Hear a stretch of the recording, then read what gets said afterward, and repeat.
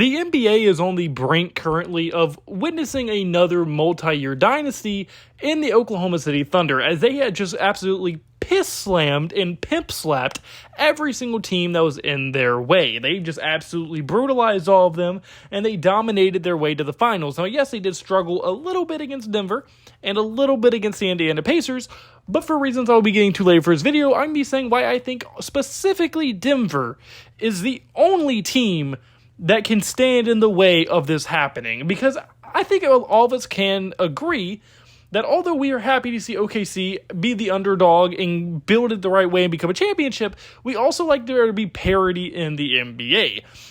But I think we're very close to that not being a thing at all. Because I think the OKC Thunder are literally a Denver Nuggets team away from dominating the NBA for a very long time. Because they're set up for just a perfect future for the next few years. They have replacement guys for their veterans that probably are going to need more money that they're not going to be able to keep.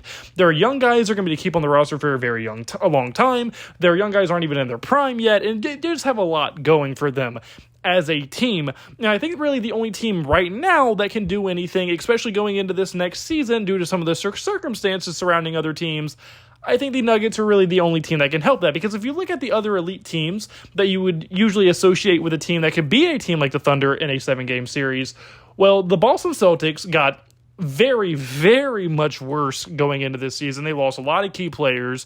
They lost Jason Tatum for probably the whole year, at least for the majority of the year next year. The Indiana Pacers, who made the finals last year, is not going to have Tyrese Halliburton, and they lost Miles Turner, so they're going to be significantly worse. I don't think the New York Knicks are good enough. The Milwaukee Bucks are probably not good enough. You can argue the Clippers because they did get better this year, but I still don't think they're good enough to beat a team like the OKC Thunder.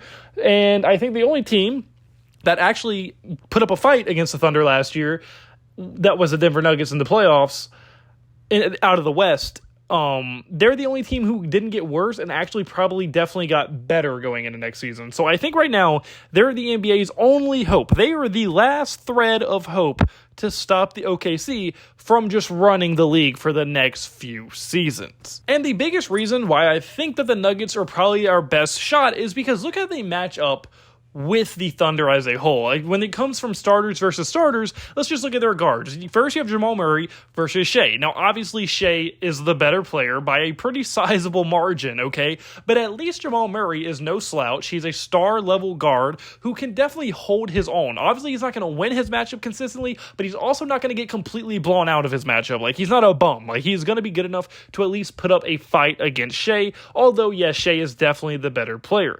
And then even at shooting guard, you have Lu Dort versus Christian Braun. And I mean, although I like Christian Braun and I like Lu Dort, I think that's pretty much a wash between them two. I wouldn't be mad at you giving the edge to either one of these players. Lu Dort, I mean, has a championship experience from last year. He has a very high motor. He plays very hard. He can shoot the three pretty well. But Christian Braun is basically the same way. I wouldn't mind you giving the edge to either one, but I pretty much have it as a wash. And then at their small forward positions, you have Jalen Williams versus Cam Johnson. Now, Jalen Williams is definitely the better player, but Cam Johnson is coming off his best year of his career with the Brooklyn Nets. And I expect him, although not to be the same player that he was in Brooklyn, he's probably going to play more like he did when he was in Phoenix. I think Cam Johnson's going to be a great player. I think he's going to be just as good as Michael Porter Jr. was for them, if not a little bit better because he plays his role better. He's probably going to be a 3-and-D type guy. Now, like I said, yes, Jalen Williams is the better player and is definitely a more star caliber player at the position, so the edge definitely goes to him.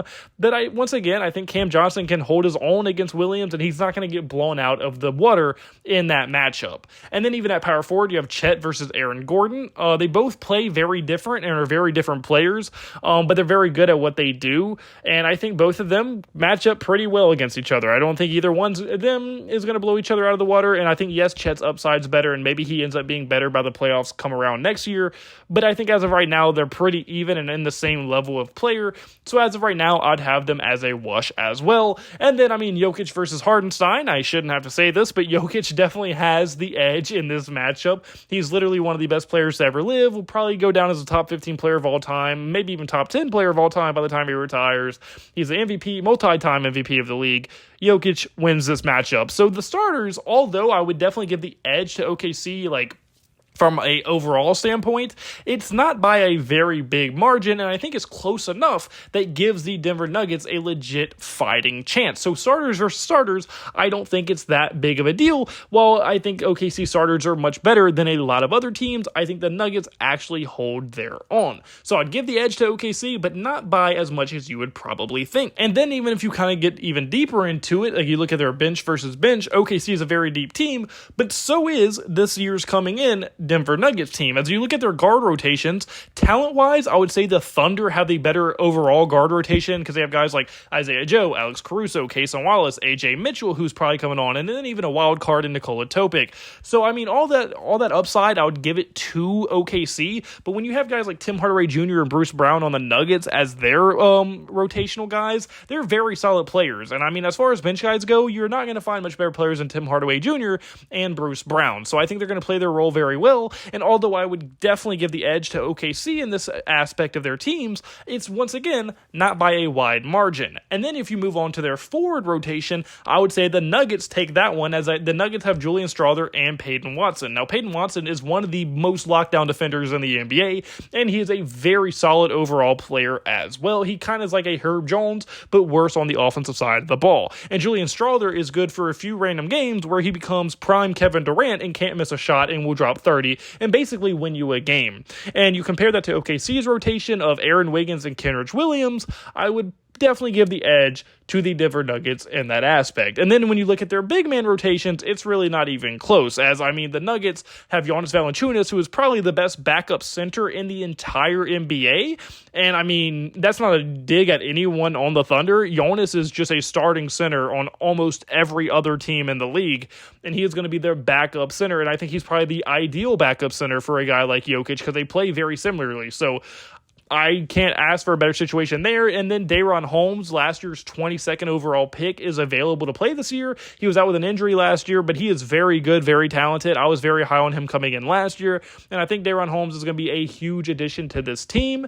And even with the addition of Thomas Sorber to OKC, I don't think that's enough because really they only have Jalen Williams and Kenrich Williams after that. Thomas Sorber, I don't think makes too much of a difference. I think he's okay. I think he's good for what they need. But I think overall, the Denver Nuggets definitely have the better big man rotation. So I think bench versus bench, I would say the Nuggets have the edge there. And once again, the gap isn't crazy or anything, but I think that it's a marginal enough gap to make a difference. And when you take in the fact that the starters aren't that big of a difference and the bench probably isn't that big of a difference, well, now they're a very, very even team. So the last thing I want to look at is going to be their coaching and their overall just leadership on this team. And now this is definitely an area where the Thunder are going to blow out the Nuggets coaching-wise because, I mean, the Thunder have Mark Daigneault, who, I mean, is been a head coach for years now. He has a NBA championship under his belt. He has back-to-back 55-plus win seasons. He won the Coach of the Year award in 2023 through 2024. He is one of the best coaches in the entire NBA, and he has basically been the coach since the beginning of this rebuild, and he has just been a huge part of building the culture of this team and building the system that they run, and it is a very good one, as we have seen. Now, yes, he has a lot of talent on this team, but he does put an input on the draft day. He puts input on how to actually build this team, and you see how together this team is. That is a direct result of what a good coach Mark Daigneault is. And then you compare that with the Denver Nuggets coach, who has a total of 10 games under his belt as an NBA head coach, including 3 regular season games and 7 NBA playoff games. Not ideal. Very inexperienced. And I'm not very high on Adelman, as his only former head coaching experience before this was at the high school level. And I mean, the only reason he got this job is because his dad was a former NBA head coach. So he's kind of a Nepo baby. So it's hard to be high on a guy like that. He has head coached a few summer league teams. I think with Minnesota he did, and even those teams I think were bad. I don't think they did good. I think I looked it up for a video before. So yeah, chances are he won't be better than what Mike Malone was for this team. So I think coaching wise, without a doubt, would have to go to the OKC Thunder. So overall, the entire teams as a whole, I would have to say OKC is definitely still the better all-around team, but the Denver Nuggets by far match up best with the OKC Thunder, because if you did this comparison with any other team, it wouldn't even be close. OKC would basically blow everyone else out of the water, especially if you take injuries into account, which you have to, with how many major injuries are going to be affecting this year's season. Like, Tatum's going to be out. That's one of the best players in the league. Tyrese Halliburton's going to be out. That's one of the best players in the league. Miles Turner left Indiana, so Indiana's going to be probably not even in contention anymore. The Dallas Mavericks could be interesting if Cooper Flag can be a star right away, but I don't think Kyrie, Cooper Flag, and Anthony Davis is going to be enough. At least not a year one Cooper Flag is going to be enough to win a finals. And I also just think overall team, OKC has a much better overall team. And you to take into account that OKC probably has upside left on this roster.